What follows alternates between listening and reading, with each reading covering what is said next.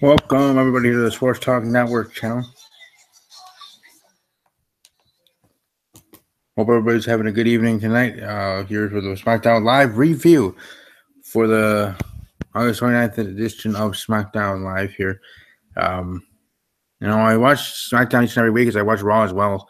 I do these reviews, and it just seems to me SmackDown Live doing it better than Monday Night Raw. 2 hours seems like it's not even enough for me, at least individually, as this fan thinks. From content and everything that you get, all the storylines, all these matches, really, at least it seems that way, at least segments in 2 hours that all seem interesting and entertaining in their own degree of interest, at least for me. Again, this is my own opinion here. Then you have Monday Night Raw, which is 3 hours. They have the Cruiserweight division to themselves, which is its own situation entirely, and I talked about that last night.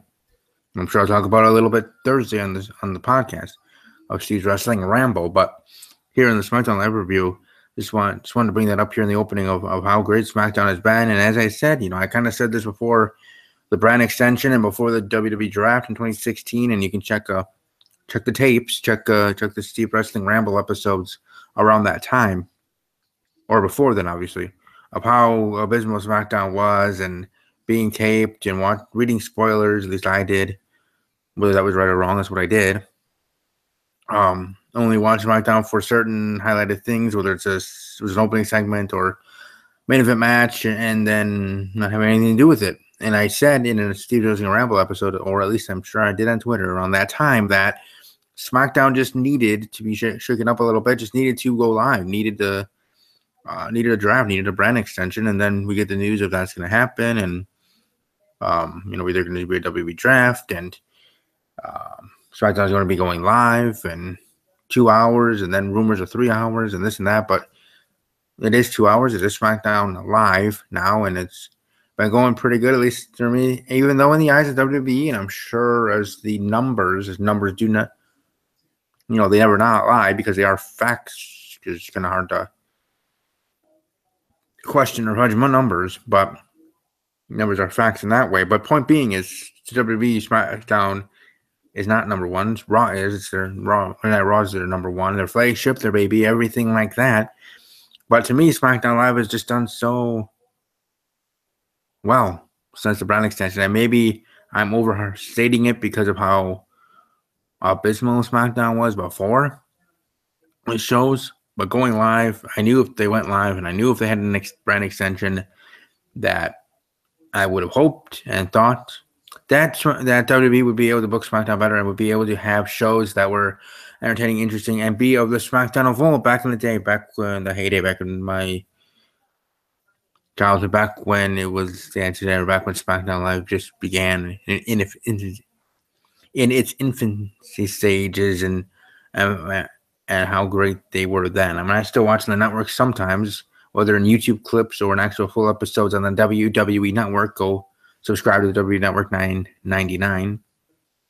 Great deal for a lot of content that you get, to include now the Mae Young Classic Women's Tournament. But whether I watch it on the network or watch it on YouTube clips, seeing of SmackDown back in the day, like I was just watching earlier today before SmackDown Live tonight of SmackDown episode back in 1999, Triple H's Bad Day. At least the YouTube video was entitled that, where he was going through a gauntlet of matches. Vince McMahon had him going through the gauntlet of matches before the I believe it was Armageddon, Judgment Day, Armageddon. I think it's Armageddon, where they had the six-pack challenge WWF title match, and before that, Vince McMahon actually won the championship from Triple H, but he had to choose himself for the match. Point being is, leading up to that, then Triple H having to face each individual superstar on that SmackDown episode in special matches. There was an Inferno match against Kane. There was a casket match against the members of the Ministry. Originally, it was supposed to be Undertaker, but it was Ministry.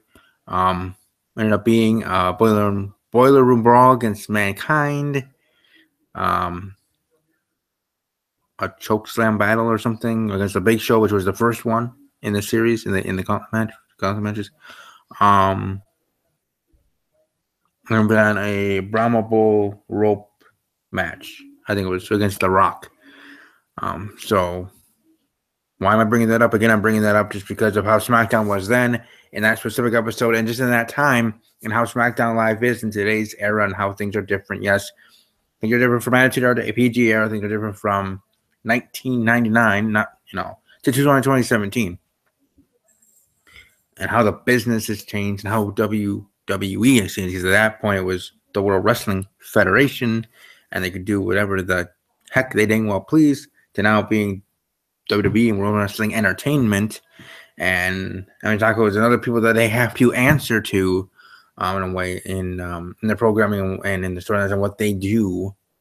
Also with social media being more prevalent and them, they can't push the boundaries as much, otherwise they'll get groups of people, which they already have. I think there's Moms Against WWE groups.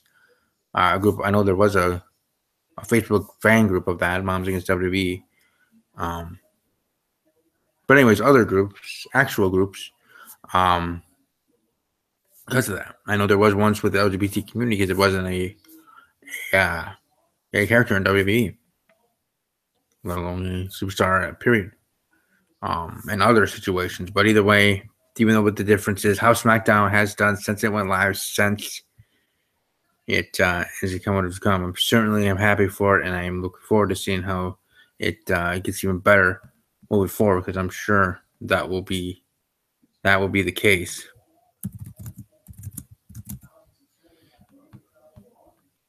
Well, let's start talking about this SmackDown Live again. Pretty good episode. Got some many huge things going on. Honestly, I was trying to find what was going to be my thumbnail for this review, and it wasn't as easy as it was for last night. Then again, you can't have title changes and title matches every single week on Raw or SmackDown, so you're not going to be able to have that quick and easy thumbnail idea to have that, whether it's a new champion or a retaining champion for that. But there's usually something big. And for Monday Night Raw, that was Alexa Bliss. Thank the good Lord and good stars above. Alexa Bliss winning back her Raw Women's Championship, and that was Bliss-tastic for sure. But on SmackDown Live, we didn't have that. So we did technically have a championship match, as we're probably going to have every single week. We're going to have a championship match. So I guess I get my prayers answered in that way. Because we're going to have the AJ Styles US Open Challenge, and he said he can have that as long as he is the champion. And I still think it's going to build up to, at some point, Baron Corbin answering the call, like truly answering the call, and facing AJ Styles and actually winning the championship. If not in the Open Challenge, maybe in a pay-per-view match. But either way, I'm going from that way, because what they could do is each time and each week, someone else actually answers the challenge. Baron Corbin comes out and goes, "No, I was going to take it, attack that person." And then when we get to the point where Baron Corbin actually is able to answer the challenge, then you have all those superstars that he roughed up, getting back at him, and then him, whatever, and then you keep prolong that storyline and move it forward to having AJ Styles, Baron Corbin one-on-one in the next pay-per-view in that way. At least that's the way I'm thinking of it. That's the way I would have booked it. Moving forward from now, just seeing what happened and how it happened tonight on SmackDown Live. But then, that's just me. As a big Baron Corbin fan, I was kind of disappointed he didn't win the WWE title. My New Year prediction, where I said Baron Corbin was going to become the WWE champion by the end of the calendar year, doesn't look like that's going to be happening now, is it? A very slim chance of that happening now. But I'm sure he'll be the WWE champion at some point. Just not now. And we'll certainly see how things go for him and how WWE books him moving forward. Because that's certainly going to be interesting moving forward. Just checking here in the chat who's joining in and this and that as we go through here SmackDown Live. Again, not so much to talk about, so this might actually be a quick episode, but I didn't want to get through everything that happened tonight. Next up, our first up, actually, start of the show, Jinder Mahal. And this thing really came out there introducing Jinder the way that they do. The modern day Maharaja, the WWE champion, Jinder Mahal. I still hope he holds that title for a while. Like I said, the last couple of weeks, Jinder for champion up until WrestleMania 34 in New Orleans. I'm just saying, that's just me.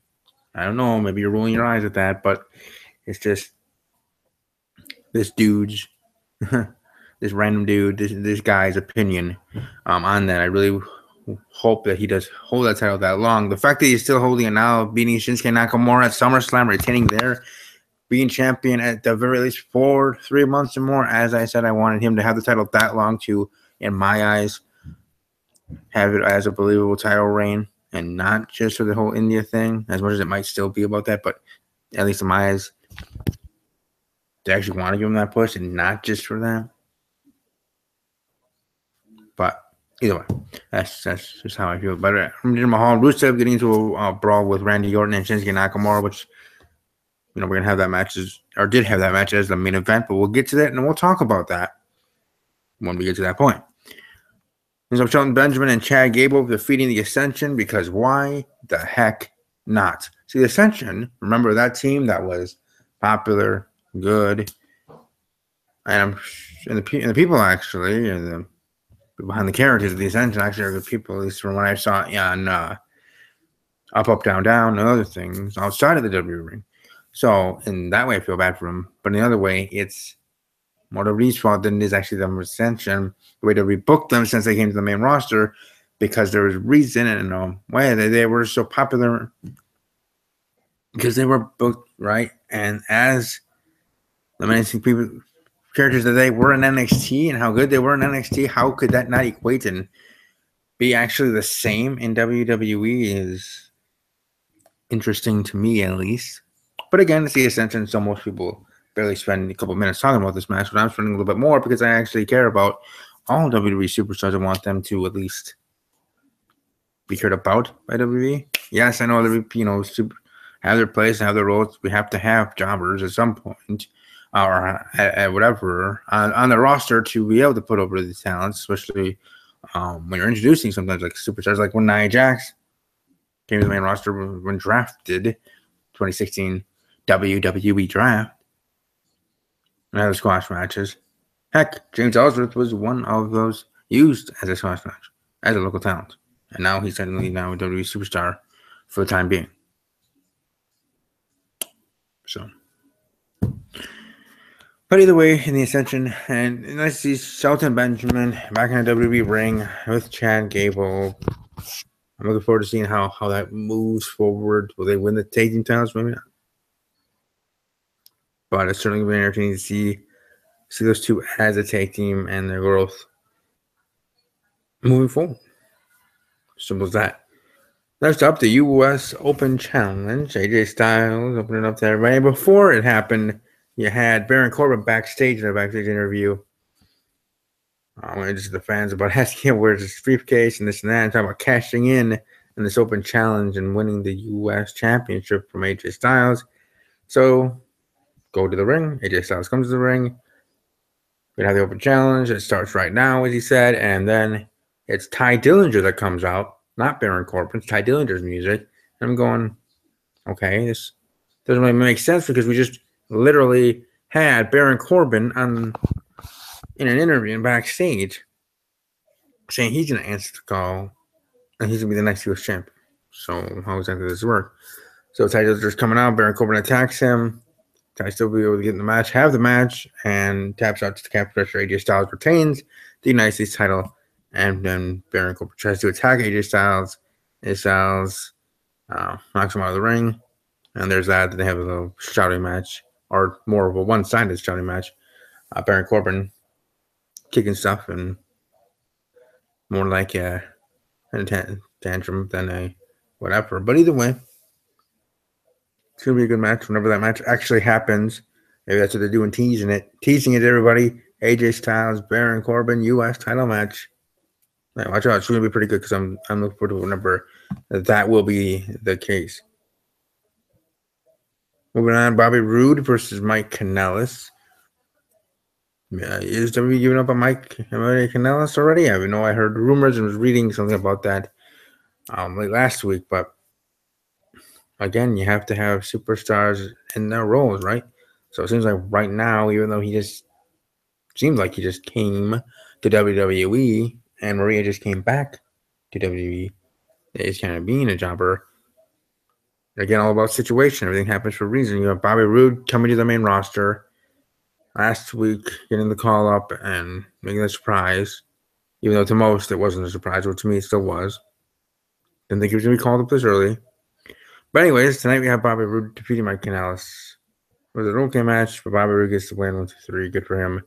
Looking forward to good things for him moving forward. And as I said, WrestleMania vengeance there is going to be pretty good when he gets to that point. Kevin Owens and Shane McMahon get into World Wars prior to Aiden English defeating Sami Zayn. So that's setting up something for Owens and Shane McMahon moving forward, whether it's Hell in a Cell or whatever. It's certainly going to be interesting.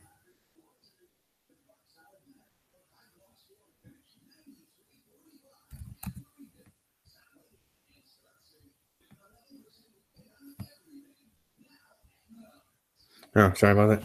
I accidentally put myself on mute. Anyways, next up, the Usos defeating the New Day, allowing themselves to choose a stipulation for the SmackDown Tag Team title or Tag Team Championship rematch. So, I guess good for you. Good for the Usos. And Tamina defeating a local jobber. Again, just building up this thing between Tamina and Lana. Lana training Tamina to, produce through competition, get a title match at some point, and probably lose that title match. I don't know. I don't see Tamina actually winning the championship. It's almost like the situation on Raw with what's her name? Oh yeah, Emma. That's her name. Emma. And what seems like going on there in a different situation, obviously. But still, Tamina, Emma, neither of them are going to be SmackDown Live or Raw Women's Champions in their brands, specifically. But it is interesting in a way, and it's good to have Tamina have some sort of spotlight and something. Build her up because she is actually a very talented athlete. They all are. They wouldn't be in WWE, but you know what I mean. It goes back to there's all these talent that we have in WWE, Raw, SmackDown, and just overall that unfortunately not everybody can be pushed and not everybody's going to be champion at once. So there's one champion each time. And as us fans being obviously having our superstars that we're fans of the most and be marks for wanting them to win the title and have a nice long title lane like I was talking about last night with BC Amplified and the Raw Women's title situation is Sasha Banks. And with any superstar, but to me, it would be its own perfect world if all the superstars got attention, all of them got some sort of push or respect and that way. But then how does that work, right? How can that happen if you still have to have superstars for them, the ones that are getting the push to defeat in the path are on their way and in route of said push, right? That kind of contradicts each other. That kind of cancels each other out, and that makes that I thought the most boy, but it's just to me that's what I would want. But certainly that'd be the case. We're certainly gonna be interested looking forward for Tamina with Lana and how everything's gonna go down there in the weeks ahead, months ahead, however that'll go. Shinsuke Nakamura and Randy Orton defeating Jinder Mahal and Rusev. I think the match and made sense to have Shinsuke and Randy win. Then next week we're gonna have Shinsuke Nakamura against Randy Orton 1-on-1. Winner is to face Jinder Mahal for the WWE Championship at Hell in a Cell. So there you go with SmackDown Live. Like I said, a pretty quick episode. None of my team members here of Caesars Wrestling Rebel were able to join. Jay Thomas wasn't able to join. My new friend at work, she actually might be she and her sister. So shout out to Tiffany and her sister. Friends of mine, these new friends of mine. Shout out to them if they were not watching this, let alone any of my other videos. I know they were. I brought them over to this channel to watch my videos on Star vs. the Force of People and My Little Pony Friendship and Magic, and those videos I do on my playlist called Talking About TV Shows, I think it is, there. But if they are watching this for any other things, well, thank you. And Thursday is going to be a double duty day for me. I got triple duty, actually. I'm going to be a workhorse on Thursday. Actually, technically almost 4 things because I have my, day job. Getting paid, working hard. I have a job. Then I have Talking WJ, Layback Thursday episode on Talking WJ podcast here on YouTube. Then I'm going to have my NFL podcast return, make its grand return on the 31st here. Talking Packers with Steve is returning, where I'll have a plethora of good guests. It'll be my big show, my grand return for that, for talking NFL, as the NFL season is fast approaching. And then in the later evening, Steve's Wrestling Ramble, talking to news notes and everything under the sun there. So I'll have a busy day on Thursday, that's for sure. It's true, it's saying true. So just did want to, I guess, share that what's coming up on Thursday. Tomorrow, I might do a video, might not, depending on how I feel, or if there's breaking news in sports or something going down, I might do that, because Wednesday's usually my day that I do that randomly. Friday. Okay, now I'm hearing myself out. But anyways, Friday is when I do, when I usually have off. I don't do videos on Friday, Saturday, Sunday. I like to have my 3-day weekend from there. And then Wednesday is usually the day that I might do something, whether again it's about a TV show or breaking news or something that happening. That's my random day. Monday night, 10 p.m. Central, 11 p.m. Eastern, Raw review. Tuesday, 10 p.m. Central, 11 Eastern, SmackDown Live review. 9 p.m. Central, 10 p.m. Eastern, SmackDown Live review. First on Talking WJ. So I talk about this show twice in one night, over on Talking WJ channel and here on this channel. So I'm a workhorse. I feel sometimes I do 40 hours a week, but sometimes it only shows in 20-minute videos that happen, every so often during a week. So trust me, I work harder than you know for this channel and other things, as I'm sure you do too. I know I'm not the only one. I'm just saying. I'm just pointing it out. And then Wednesday is that open, and then Thursday is Steve's Wrestling Ramble. But again, like I said, this week, the 31st will be jam-packed. I got my job. Then Talking WJ. Then Talking Packers with Steve, my NFL podcast, making its return here on this channel as the NFL season approaches.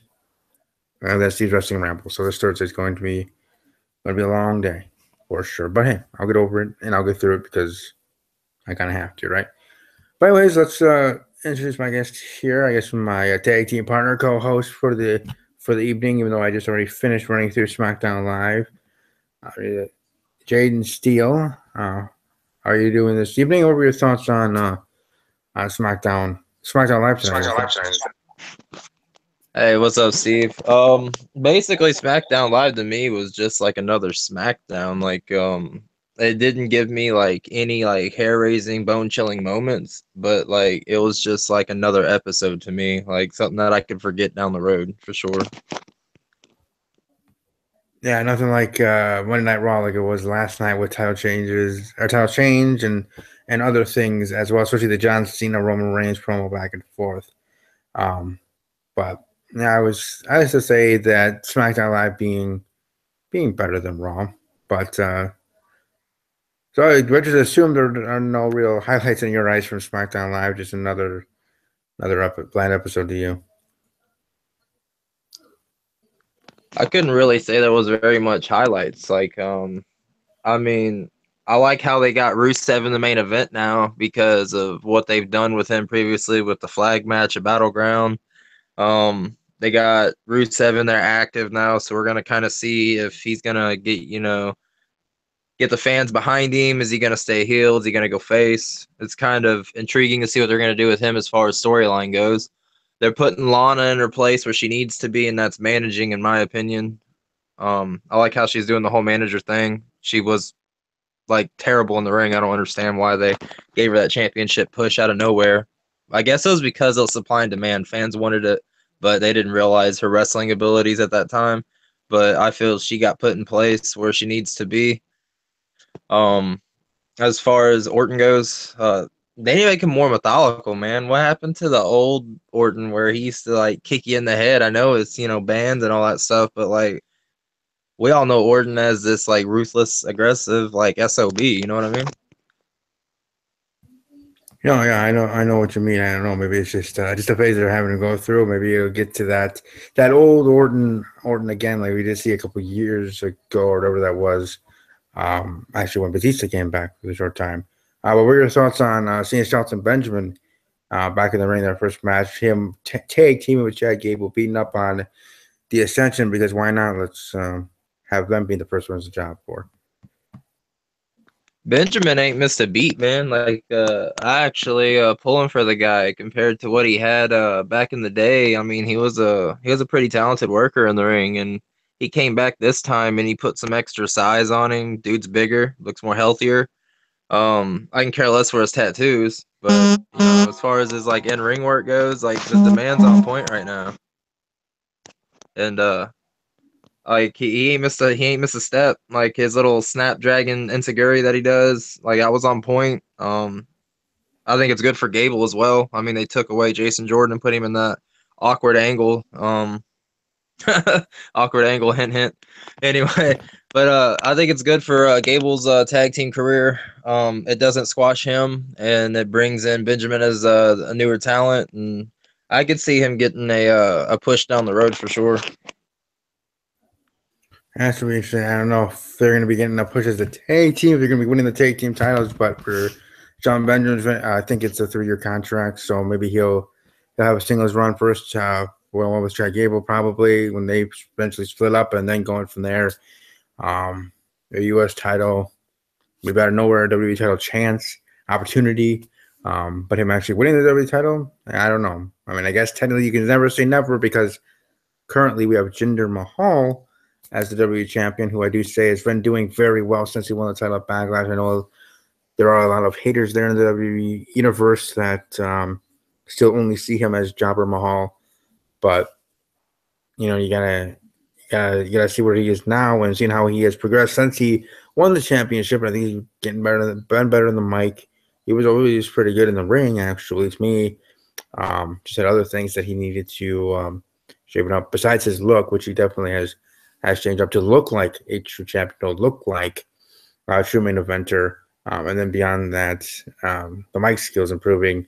Honestly, since he won the championship, that's why I was pleasantly surprised to see that Jinder Mahal did um, retain the championship at SummerSlam, and I was happy about that because, like I said, 3 months or more for me for a believable title reign, and obviously, as I said, I mean, no bones about it. Want him to, as a fan, hopefully, him to hold that title to WrestleMania, but the likelihood of that might be low. But just to me, selfishly, would like that to be the case and have him drop it there, and whoever that is to beat Jinder Mahal at that time. If you have Jinder have that long of a title reign, gives major shine to that superstar at that time, winning the championship as much shine as Roman Reigns is going to get when he faces Brock Lesnar at WrestleMania to win the WWE Universal Championship over there on the Raw side, on the Raw brand. So, over here on SmackDown Live, if it does go that way, again, I think that might be slim, and that just be my own fairy tale in my imagination. But Jinder Mahal actually does hold that title, and it actually is reality. He is still the WWE champion when I'm doing my prediction show with whatever great guests I have for that episode for WrestleMania 34, that he's still champion, that whoever he's facing then, I would say, I'd be predicting they'd win, and they definitely get a major shine from that and just in your career anyways. And it could be, whether it's a superstar that's called up or maybe Bobby Roode. I don't know about that, but something like that to that point. But whoever that superstar to be, if in fact Jinder's the champion at that time, certainly going to be good things for them moving forward after WrestleMania, after Jinder does drop at that point, because obviously he's not going to hold it forever. But would love it if WWE does have him hold it to WrestleMania. Heck, even Royal Rumble for me would be great, and would be a shocker to most that Jinder Mahal held the title that far or that long from Backlash to Royal Rumble. I don't know as much as I want Backlash to WrestleMania, but either way, so very good title reign. Happy retained at WrestleMania, but certainly going to be interesting to see how things move forward, especially now with Shinsuke Nakamura and everything, because I do think Shinsuke's going to beat Randy next week for the championship opportunity, because Randy already had his chances. Excuse me, from there. But if I have to say one thing negative about SmackDown Live tonight, and again, this is just me nitpicking because I can, being the women's division and their champion, really, and the champion and Miss Money in the Bank, um, really only just having that backstage segment, not even having their segment in the ring, just having it backstage there, and really James Ellsworth as the backstage announcer there being the mediator, or then Naomi came in and all this other stuff. So I kind of wish at least if they were just gonna do that, they weren't actually gonna have a second women's match besides the Tamina squash match, which was what it was. Um, that would have been nice too. But again, that's just nitpicking on that ground. What were your thoughts on that with the women showcase? Again, SmackDown Live only 2 hours. Only 2 hours. The time that Raw does, but I still thought they could have tried to squeeze something else in, or at least had that. If you want the same exact same exact thing going on, same promo, and back and forth and everything that happened, you can still have it in the ring. You don't have to have it backstage. What were your thoughts? Basically with the squash match, like between the whole Tamina thing, it shows that it's gonna be a start of something fresh. It shows that we're gonna see Lana as the manager now, and she's trying the whole ravishing thing again. She drops Rusev, goes to the female division. We're actually seeing the beginning of something that's never been done before. We ain't never seen a successful female manager, managing another female to the top. Like, can she get her to the title? Who knows? That's up to creative to decide. But it's something definitely in her skill caliber to pull off. I can see Lana taking her there. But it's Tamina. Let's get real.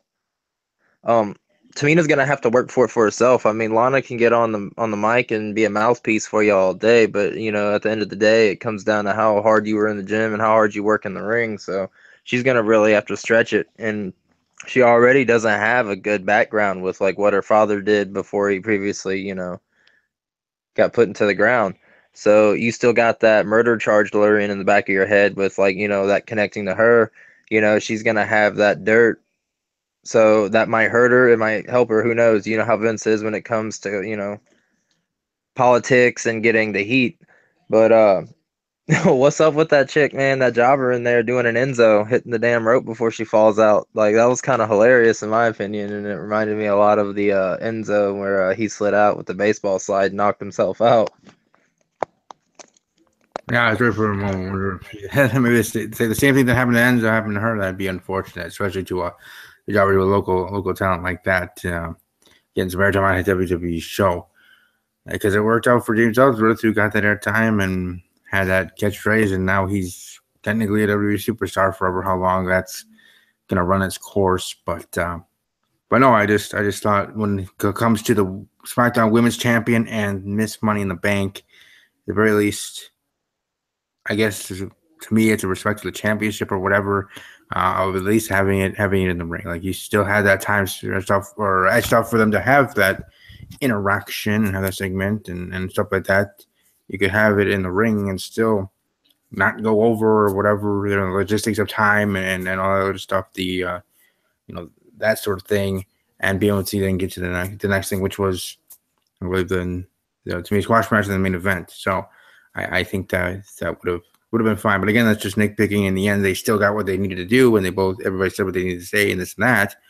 So we progressed that moving forward and had that at least on SmackDown Live, period. So I should be more thankful that they had that at all than nothing and not having your champion or Miss Money in the Bank on the show, because that would have been a different rant, or at least opinion of mine that would been strong in that way. But still, again, for little things, I think it would have been better, I guess, so to speak, just to have it in the ring and then go from there and move on from there. Also, wanted to say hi to those in the live chat, Uncle Ruckus and the Destroyer Baccarat.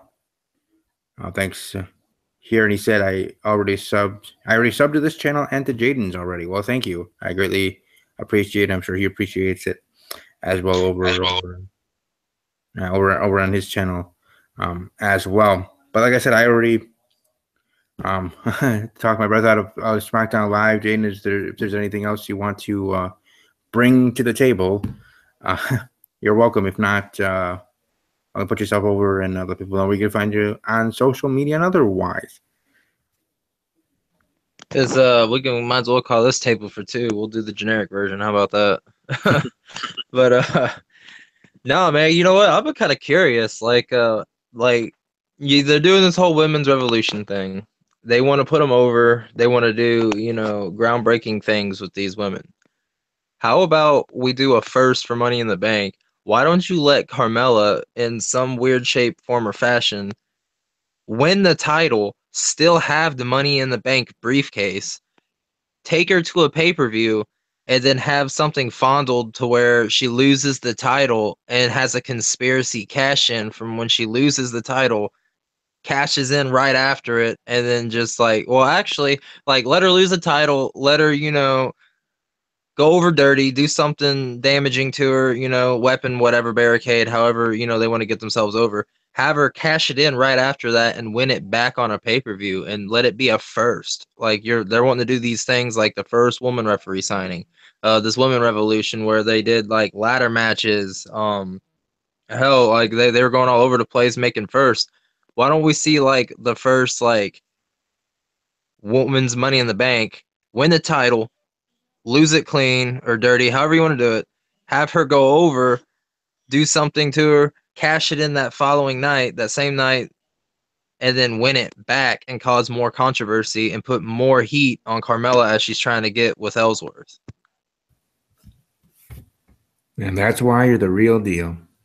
That's pretty cool. That's a good idea. I've never I've thought of that idea. Obviously, that'd be definitely a first. Certainly would be interesting. And as a big fan of Carmella that I am, and everything. Yeah, again, they just put more heat, as you said, on her and have her win the winter championship, but still having the Money in the Bank, which then people wondering, well, this is weird. This has never been done before. Also, we're having the first women's only tournament with the Mae Young Classic, so another women's first. Moving forward there in the next on the checklist in the women's revolution or evolution, whatever they're calling it now. Moving that forward, but that's certainly been interesting. And now we have Alexa Bliss as our champion over Raw again, which is great, and Natalya as the SmackDown Live Women's Champion. And with the Women's Revolution and everything like that. And I do still think when Carmella, whenever she does cash in, it'll be successful. But however that'll be done, I still am hoping for a Women's Royal Rumble in 2018.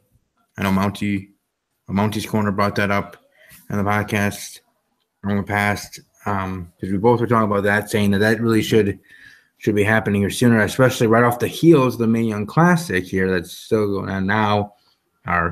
At least was when taped, is going on the WWE Network now officially. I think they taped that about a month ago, and they taped it up to the semifinales. And then they're going to have that live, whenever that's going to be live in September. And then we get to the Royal Rumble time, far after this Mae Young Classic ends, and maybe we have some of those athletes and women part of the main roster, part of WWE, whether they start in NXT or however, we still have months to the Royal Rumble, and then we have the loudly needed amount to actually have a true Royal Rumble and have it work out and have it be believable and not just a cluster mess of superstars just because we want to have it. If we're going to do it right. I don't want to have it in 2018 just to have it to listen to the fans. I want them to have it and do it.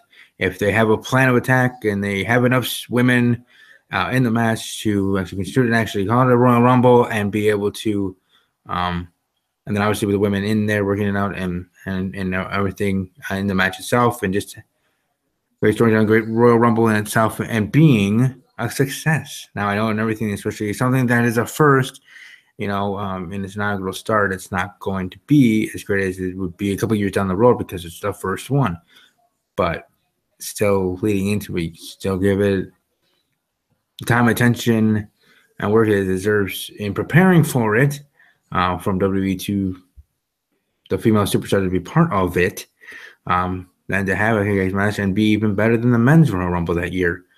if that's 2018 or 2019, whatever that to be.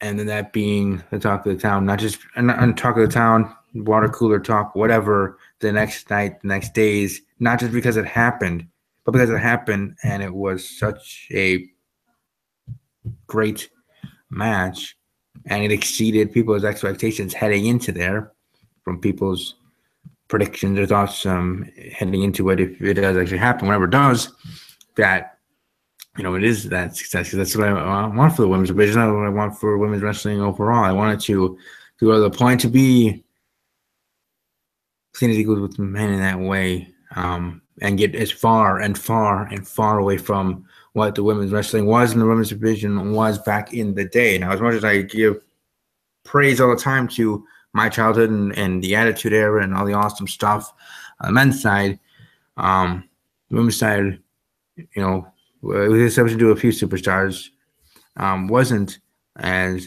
high, and especially even after in the Ruthless Aggression era, the women's division being its own thing. But again, I'll probably talk about this more maybe even tomorrow or the next day on the Steve Wrestling Ramble. But either way, I like that idea of yours with Carmella. Certainly would be different, just like my idea of having, whether it's a woman or man, now that we have both for Money in the Bank, having that Money in the Bank person hold that briefcase for a full year. We get to the next year's Money in the Bank, or we're getting weeks ahead, or this person just here she cashed in, or they need to, or this and that, and we get to the next Money in the Bank, they still have the briefcase, and they have to put it back up. It has to go back up, but they get to be in the match, kind of like defending a title, almost like a title match, defending their championship, defending their briefcase against 5 others or whatever other superstars trying to get their briefcase back. It'd be doubly interesting if you had that happen and the person wins it and retains it, so to speak, in the next year's Money in the Bank. Now, that to me would be different and new. Again, whether that's men's side or women's side, however, but I thought that would be kind of interesting having that happen, like kind of like a countdown clock heading leading into the next Money in the Bank pay-per-view event, the person needing or needing to have to cash in, and then figuring out, okay, what are these rules? Will they have to put up? What's going to happen? This and that, and going from there. So I would find that certainly interesting and entertaining for at least my big idea, having to do with the Money in the Bank briefcase.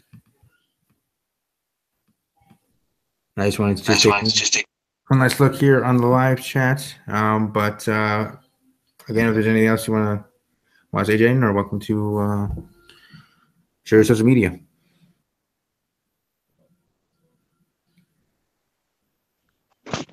Speaking of your wrestling ramble, let's do something innovative and new for them, man. Like they hear about the infamous Jaden Steele over here and the Real Deal and Second Generation and all that good stuff. Let's get some of the boys back in here, man, and run a episode on like the indies and what I'm about and like some of my background and stuff, and like fill them in on what it's really like to be a professional wrestler. Like they see it on the big screen. Let's actually feed them what it's like to actually be a professional wrestler and what you witness eye to eye compared to being in a fan perspective. What would you think about that?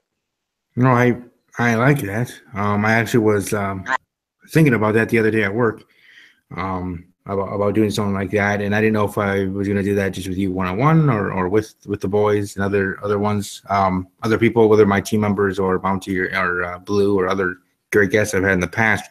But no, I like the idea. And one of these Thursdays or maybe even a different day, it'll just be a special video talking about that, the business in the eyes of an actual athlete and all, let's just say, politicking and BS and other stuff that they have to go through behind the scenes, and good and bad, the bad being BS and politics, and good of working in the craft and loving wrestling and goals and everything, and especially the indie scene of how rough and tough it is there. Because I know I've interviewed a couple of indie superstars already, which for those watching live or archive, welcome to check out that playlist. It only does have 3 videos, so it's easy to see there.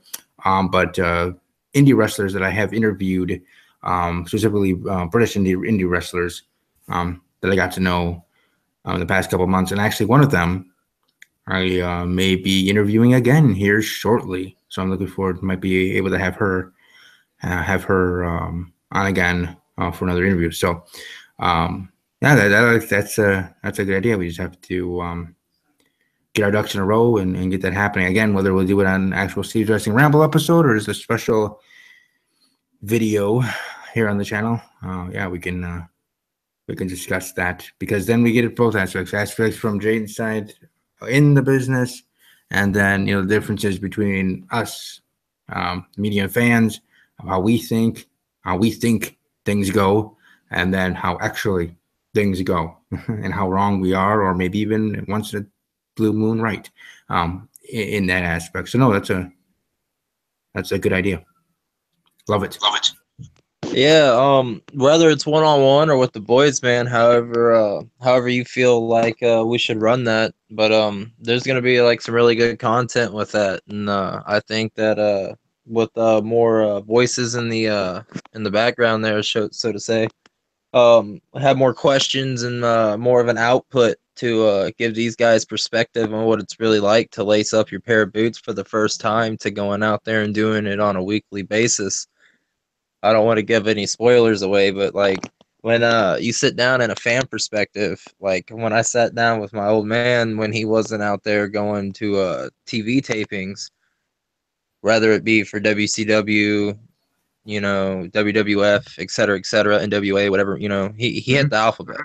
And watching it with him as a fan, as a little kid with passion, and then when I laced up my first pair of boots, to when I got in the ring with the old man for the very first time, to when he sent me to Rocky Johnson's camp in Steele, Missouri, and training over there, to when I actually stepped foot in the ring and got to entertain in front of an audience, it's a whole different perspective than what you see on TV. The emotions and feelings that you go through, what you see for the first time, locker room antics, how it's really ran in the back. I mean, it's daylight dark, and then you're in a whole different atmosphere and a whole different monster whenever you're talking indies and professional like TV.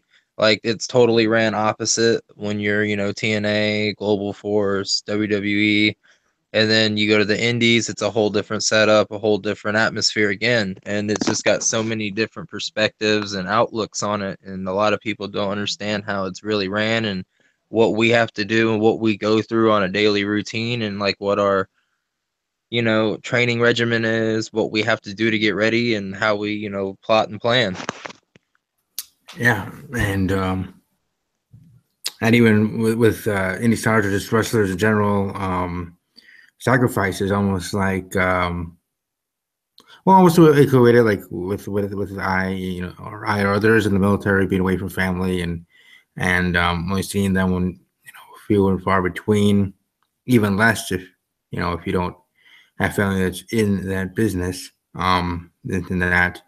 But still, even then, still sacrifice and family sacrifice in that way, with the family members and then the athlete that's being a superstar. So yeah, definitely we'll have the boys. And actually, I'm going to do this, Jaden. Announce it right now here on the SmackDown Live review. Obviously not planned, but I'm going to announce this next week. Next week on Steve's Wrestling Ramble, next Thursday. So not this Thursday. This Thursday, the 31st, will be a regular episode in 2 days. WWE news and notes, talking about Raw and SmackDown and everything, as we do each and every week.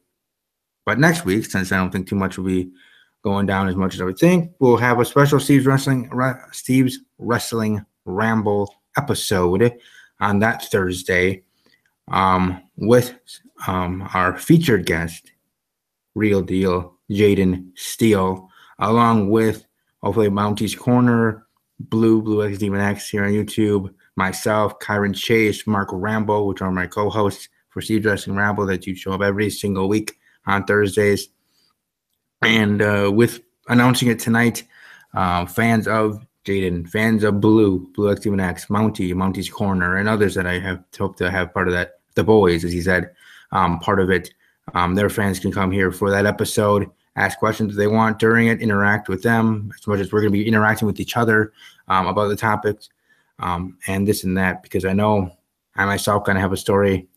Obviously, I'm not never was and probably never will be a professional wrestler myself, but my own story of how I thought about it, and actually about a couple months ago reached out to a wrestling school in Minnesota.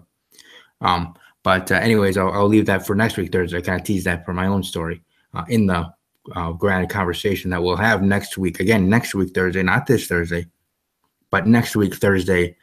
Special our featured guest, Real Deal Jaden Steele, along with the boys.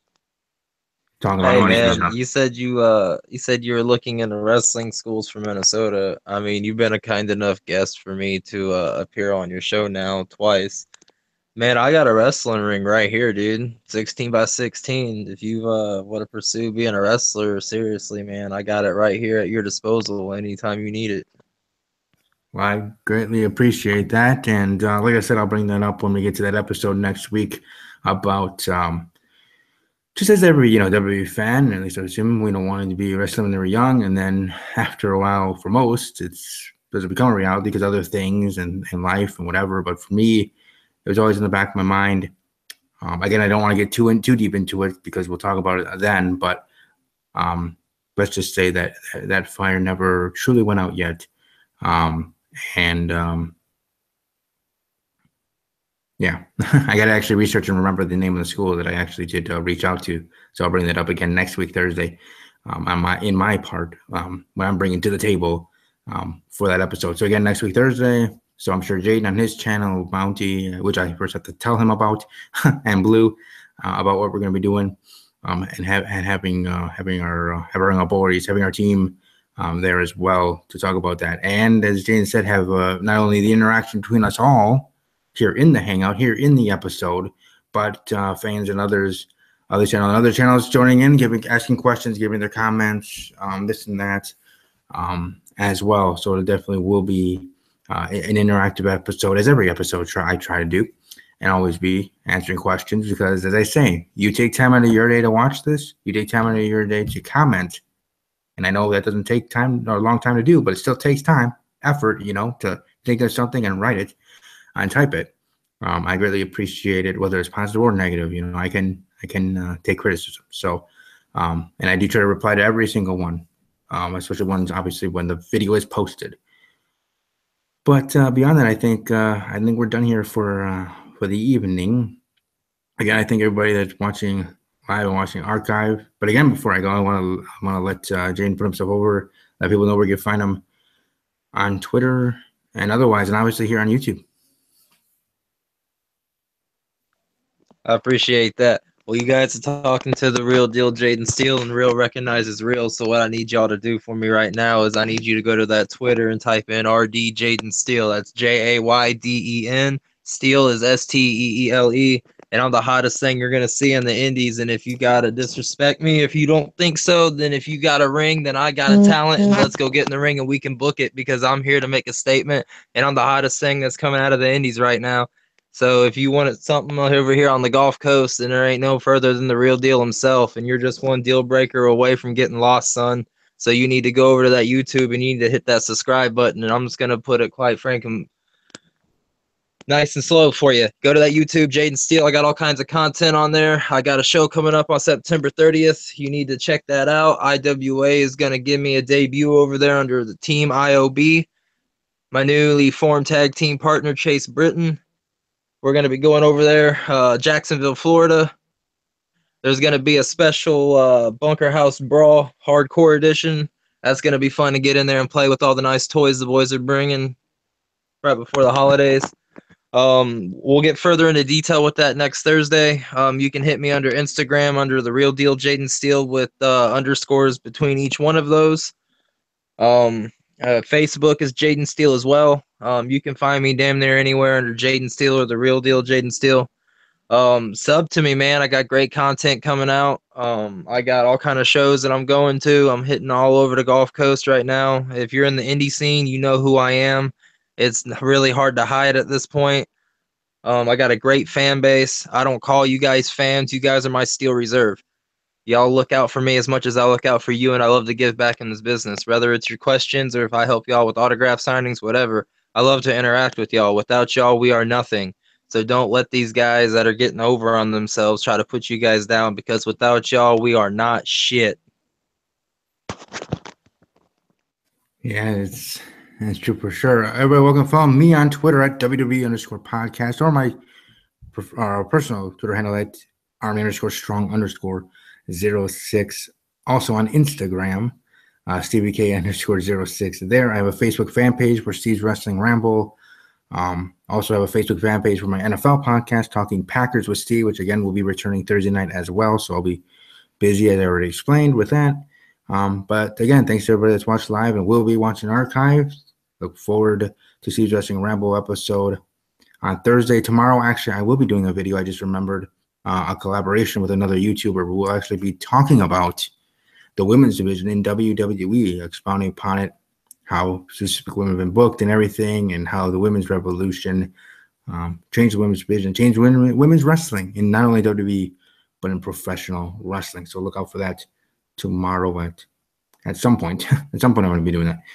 But again, thanks to everybody watching live, those watching archived, and as always, take care.